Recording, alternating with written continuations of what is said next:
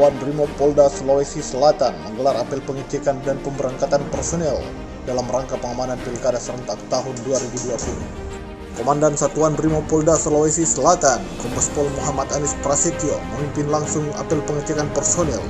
Rekan-rekan, kita berkali-kali diingatkan melalui surat edaran maupun yang lainnya dengan arahan Bapak Kapolda.